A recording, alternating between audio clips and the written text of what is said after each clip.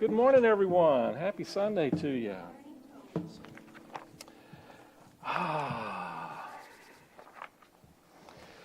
Will Rogers was an actor and a comedian and a humorist and a poet and a philosopher. And one of the sayings that he said that really has always spoken to me is this: even if you're on the right track, you'll get run over if you just sit there. And today we're going to talk about not just sitting there. We're going to talk about the importance of taking action on some of these things that we've been learning and growing in. Learning to take steps that make a difference not only in our lives, but in the lives of the world. We are being called, I believe, to not only make a difference, but as Gandhi says, to be the difference in the world. We're being called in so many different ways, and in this today's world and today's climate. And I came across a quote from Thomas Jefferson, one of the founders of this country and one of the creators and signers of the Declaration of Independence. And he says, "Do you want to know who you are? Don't ask. Act. Action will delineate and define you." Powerful words when you really think about it. So we've talked about in Unity and this series that we've been doing on the quest, we've talked about the importance of our inner work. And part of our action is doing our inner work. If we're not acting in a way that really helps us to connect with and to tune into our divine resources, and if we're not doing those things that are needed in order to be able to come into a place of clarity with who and what we are, and with our connection with the One, then we're not really acting, are we? We have to do the inner work before we do the outer work. If we simply go out and do the outer work and not coming from that place within us of our true nature, we're not really acting. What we're doing is reacting. We are actually coming from a place that is not necessarily part of the solution, but is a part of the problem. It's part of the confusion. And so part of our work is to take the action that is necessary to help us to get back into that place in ourselves where we are clear enough and centered enough to be able to listen to that still small voice of Spirit, and to listen to the wisdom and the inspiration and the guidance of that Spirit on what our actions can and should and need to be. Now, there's another thing that happens, I think, sometimes when we work in the spiritual world, is that we spend all our time simply listening, and we hear things over and over again, and we don't act. You know, one of my favorite stories is about the guy, the flood's coming. You know, I'm going to tell us the story of the guy, the flood's coming, and finally the flood gets higher and higher, and he's up on the roof of his house, and he prays. He said, "God, please help me. Please help me. Tell me what I need to do. How can I, help me?" And so a little bit of boat comes by. And then they say, get in again. He says, no, it's okay. God, I have faith. God's going to take care of it. God's got me, God's got it handled. So, okay, they go on. A little bit later, another boat comes by and says, "Come on, get in. We got room for you. Come on, get in." No, it's all right. It's taken care of. We got it handled. God's got it covered, Then a helicopter, he's up on the chimney and standing on one foot, and a helicopter comes by, drops down the ladder, says, "Climb up." No, it's okay. God's got it. God's taking care of me. It's all taken care of. And he drowns. And he winds up going to the pearly gates and sees God, and God, where were you? Why didn't you? What do you mean? I sent 2 boats and a helicopter. What? Sometimes life gives us the answers, but if we don't really listen and hear what the answers are and then take the steps to be able to move us into that action, then we might as well not even hear. And so a part of the work of our spiritual growth is learning how to first do the inner work. And that is an action, by the way. It's important to understand that doing the inner work is taking action. But there also then needs to be an outer action that demonstrates, that presents, that actually expresses whatever is coming to us and through us through the inner work that we do. It's not about simply going up into a cave and becoming an ascetic and simply meditating for 20 years, although that's an action, and I suspect there's some real power in doing that. But I think that that's not necessarily the life that you and I are called to do, or we wouldn't be here on Sunday in this fellowship, would we? We'd be off in our cave. But interestingly enough, even Jesus went out into the wilderness, and went out in the wilderness for 40 days. And 40 is a number that represents completion. It simply means he was there to the extent that he needed to be in order to really get clear with what his mission and purpose was. And then he came back and he began his mission and purpose. And he began to act, and he began to teach, and he began to heal. And he began to help transform not only the lives of the disciples, but the lives of thousands of people at that time and millions of people throughout the world since then. In our quest material, they have an interesting story about Paganini, who was one of the great violinists of the world, who owned one of the most amazing Stradivarius violins. And when it was his prized possession, and he carried it everywhere, and he had a jeweled case that he carried it around in. And one of the things that they talk about is that when he died, he willed it to a museum with the specific instructions that it was never to be played by anyone else again. And it was just to be there and be treasured. And what they say is that if you go to that museum today, all you will see, this is a Stradivarius, by the way, and Stradivariuses have been known to last for thousands of years. I mean, from the time, hundreds of years at least, anyway. And they're still being played today. Some of the earliest ones ever made are still putting out some of the most amazing music in the world. But if you go to this museum today, all you will see is this jeweled case and a pile of dust. And so what they say is that because the wood has to have that vibration that goes through it to keep it active, to keep it alive, to keep it strong, without it being played, it deteriorated. And I'm going to suggest to you that you and I have these amazing spiritual qualities within us. We talk about the spiritual qualities that we have. We talk about them in terms of the 12 powers. The 12 powers. We have faith and strength and love and wisdom and understanding and power itself and zeal and release and life. And what are some that I missed? Imagination. What else? See, these guys know them. Wisdom. If we don't utilize these, they become stagnant within us. If we don't find ways of not only tuning into them and meditating on them and reflecting on them, but putting them into practice and action in some way in our life, then they become stagnant within us, and they don't really develop, and we don't really develop in those areas. We all have those amazing gifts, and we have them to some extent, and we've all developed them to different degrees in life. And so part of our work is to really put them out there in a way that allows them to be, how shall I put it, to be strengthened. And so when we're putting out the idea of wanting to experience more faith in our life, it's important to tune into that place within us where we really connect with the source of our nature, but then we have to put our faith into action. It's not faith unless we've actually stepped out on it. I love the wonderful Indiana Jones movies. Any of you guys remember those Indiana Jones movies? And one of the ones that I loved the most was him, and I think it was the Temple of Doom, and he was going after the treasure, and as he comes to an abyss, and one of the steps in the abyss was to take a leap of faith. And he looks down, and it looks like a sheer drop going all the way down for thousands of feet, and he goes, well, take a leap of faith. So he steps out.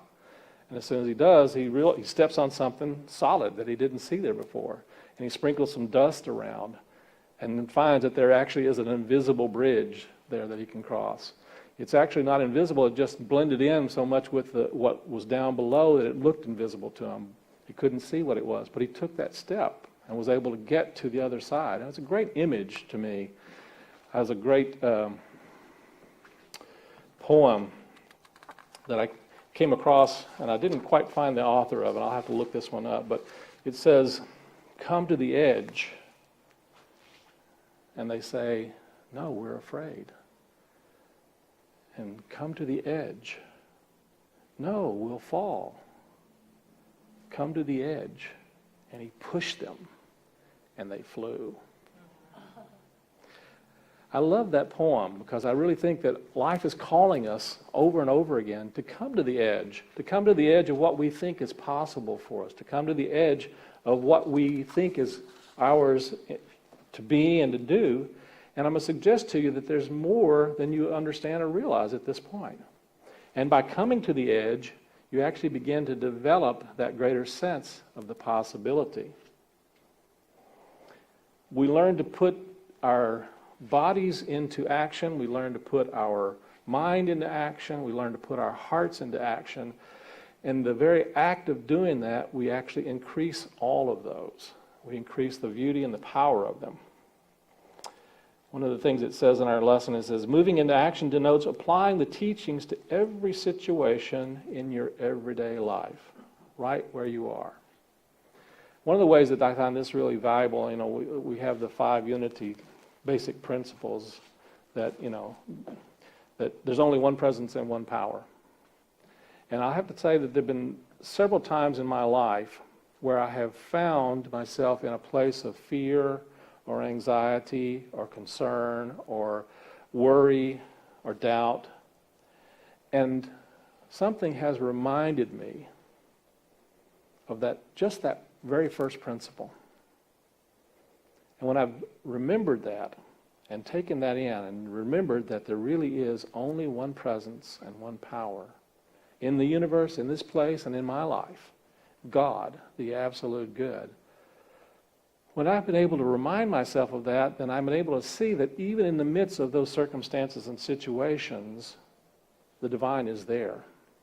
And there's something valuable, and there's something magnificent, and there's something beautiful that can and will come out of that circumstance or situation, even though I can't see it right now. But just the very act of remembering that there's only one presence and one power gave me the strength and the confidence to make a choice or make a decision that moved me through whatever that was, whatever that experience might have been. This is what I've used over and over again, just reminding myself, there's only God here.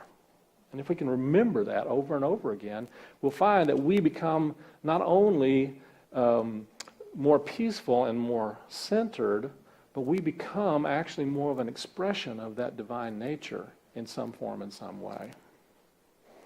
I remember one of the experiences I had many years ago flying to a tryout.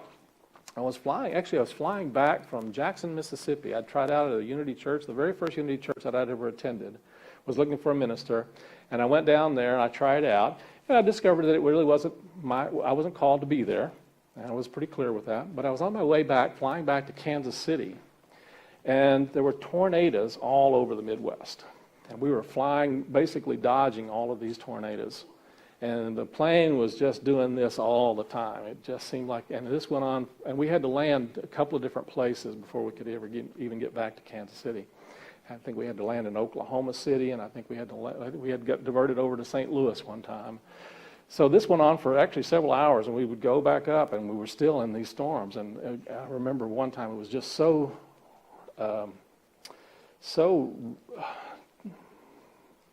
challenging to get going up and down, and the lightning, so you could see the lightning striking all around and flashing and everything. It was scary.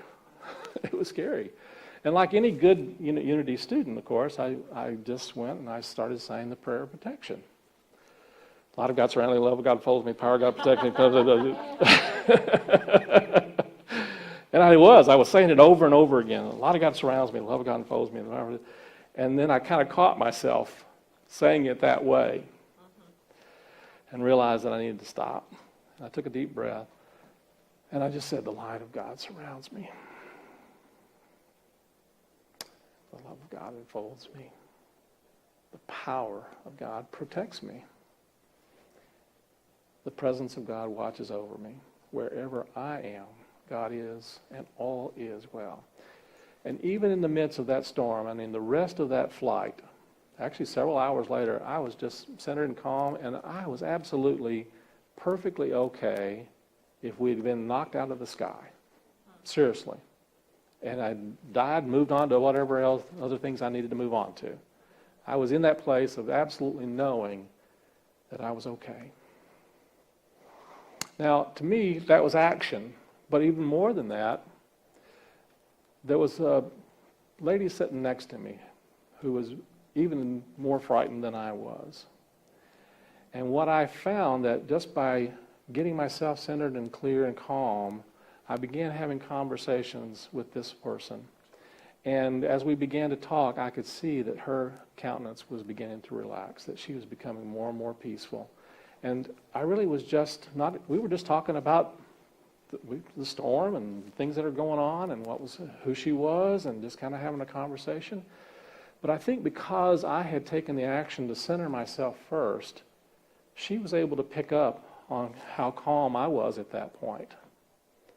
And she began to become, you could see it in her face. She just was more relaxed and peaceful. And at the end of the trip, I remember her thanking me for spending that time with her and having that conversation with her. It was really just a beautiful experience. So it was an action that I took not just to center myself, but also to recognize that I could share that with someone and to get clear with that.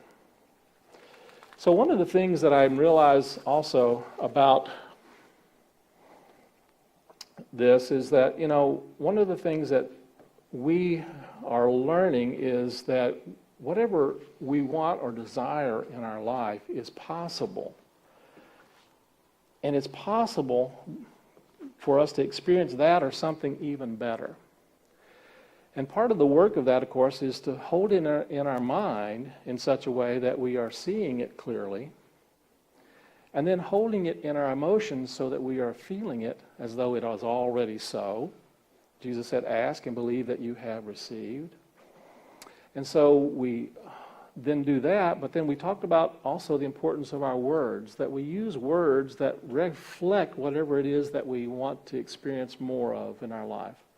Words that really reflect the truth of who and what we are. We use our I am in ways that are expressing more of our life, our health, our wholeness, or our abundance, our prosperity. And that's important, that's significant. But the next part of that is then to take action on any guidance that we've received.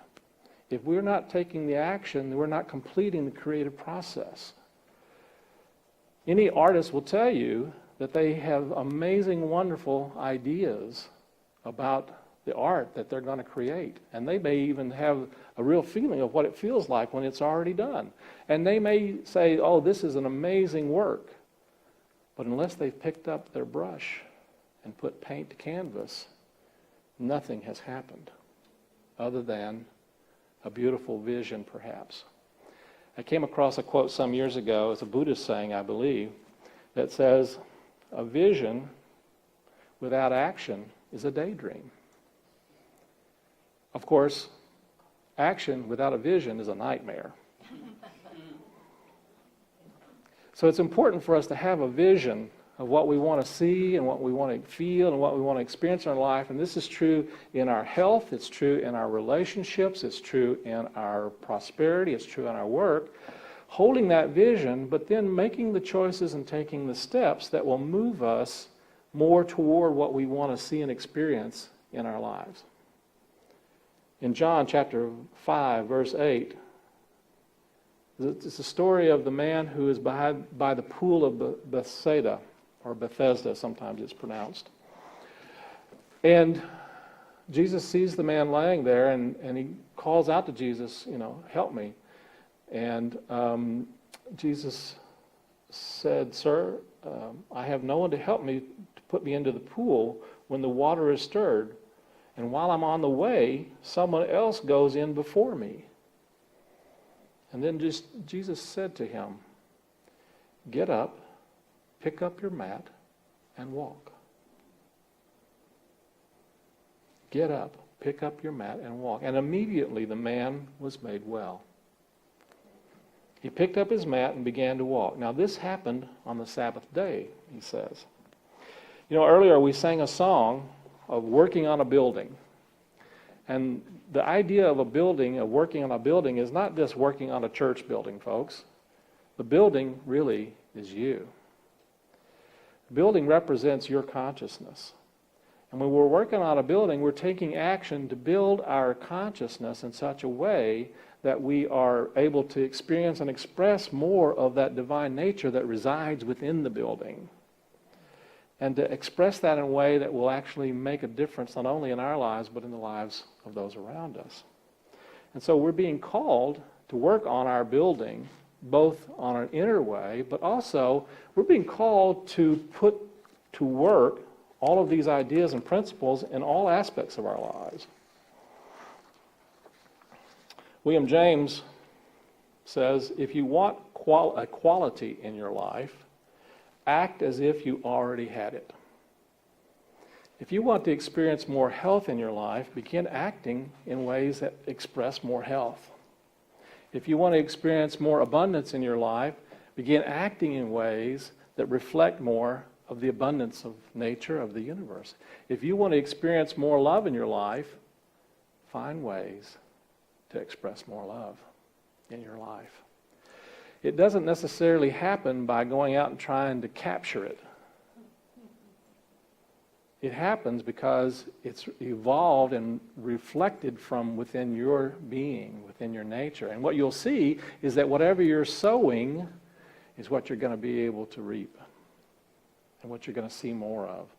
So if you want to experience more grace, find ways of expressing compassion and grace and joy.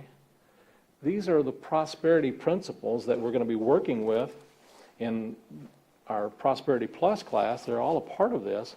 But you know, one of the most important actions that you and I can take is the action of not taking action. Now that may seem strange to you, but it's really important to learn to not take action as an action. What do I mean by that? How many times have you taken an action not out of some inspiration or some spiritual wisdom or some guidance, but you've taken action because you got a button pushed? And so some of the most important actions that we can take is to put the pause button on and not take action when we are being compelled to take an action that's not going to be for our highest good or for the highest good of those around us. And so you're encouraged not only to take action, but you're encouraged to really notice and pay attention to the actions that you're taking, and don't take those actions or take an action not to take an action, if you know what I mean. And just pause and choose a different action. Maybe it's an action of prayer. Maybe it's an action of forgiveness. Maybe it's an action of counting to 10, if necessary.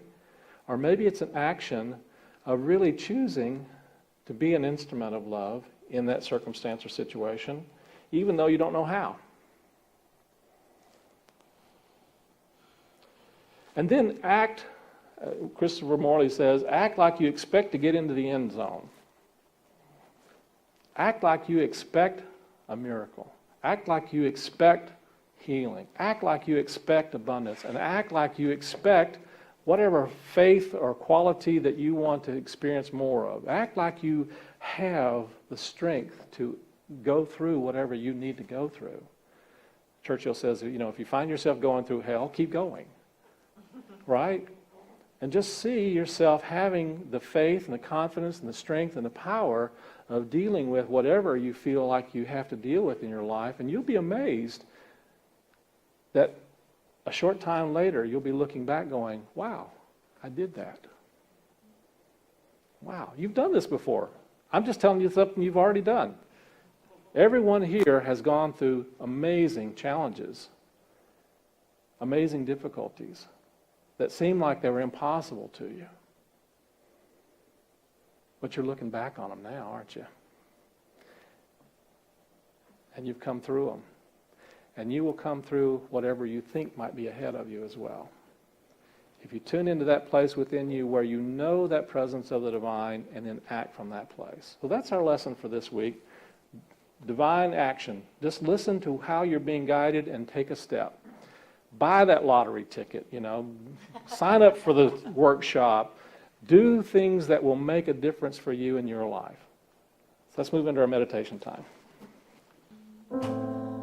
Lord, make me an instrument of your peace. Where there is hatred, let me sow love. Where there is injury, pardon. Where there is doubt, faith. Where there's despair, hope and darkness, sow some light and sadness, joy. O divine Master, grant that I may not so much seek to be consoled as to console, to be understood as to understand, to be loved as to love. For it is in giving that we receive, and it's in pardoning that we are pardoned, and it's in dying that we are born to eternal life. Our eternal life. I'm an instrument of your peace. Where there is hatred, let us sow love. Where there is injury, pardon. Where there is doubt, faith, despair, show hope, and darkness, show the light.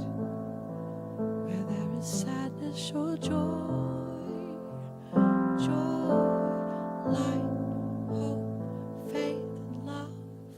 Light, hope, faith, and love, peace.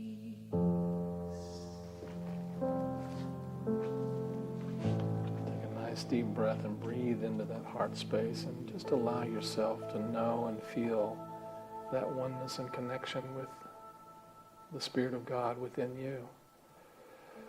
And if you're not sure about that, just pretend. Act as if you are one. And trust me, it's not a pretend, but it's an action. An action of assurance, of stepping into faith and truth, breathing into the heart space, setting aside the analytical mind, just accepting that there's a presence and a power in your heart, in your mind, a spirit that is beyond your imagination, that is beyond your questioning, that is in alignment with the essence and truth of your nature and being.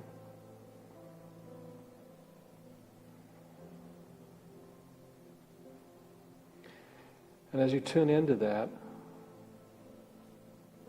be open to asking whatever question you need to ask. If there's some decision that needs to be made in your life, just be open to knowing that on some level, that decision, you've already made it. And you made it for the highest good. And you've made it in a way that moves you into a greater knowing and expression of a blessing and being a blessing in the world.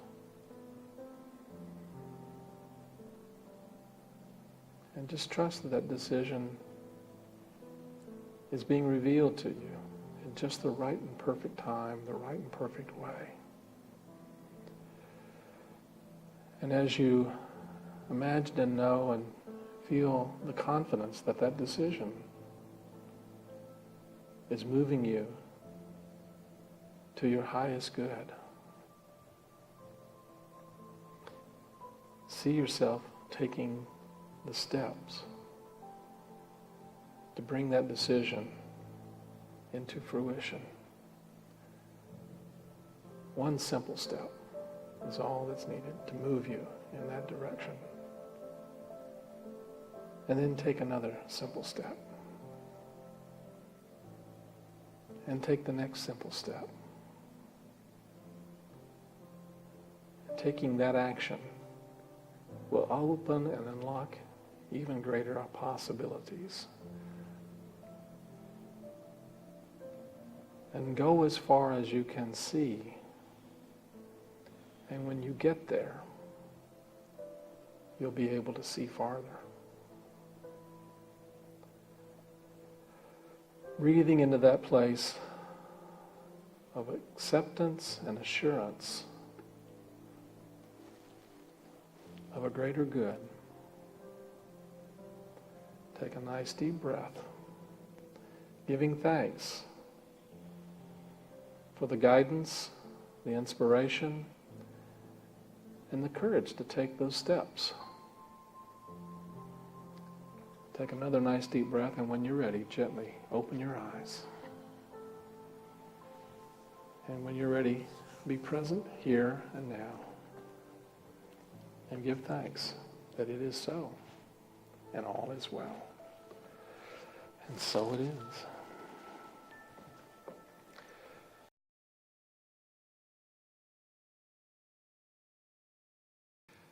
We at Unity in the Heart of Austin are committed to inspiring people to awaken to their unique divine nature through spiritual teachings, through heart-to-heart connections, through prayer, and through sacred service. And we provide tools, spiritual tools, that allow you to live your best possible life. I'm Reverend Tony Roebuck, minister at Unity in the Heart of Austin, and I truly hope that you are inspired by and that you are transformed by, you enjoy this week's spiritual message. And if you would like to leave a donation, a tithe, to help the work of this ministry in supporting you and others like you, then we are truly grateful for your generosity and for helping to make the world a better place. Because we know that life is meant to be good.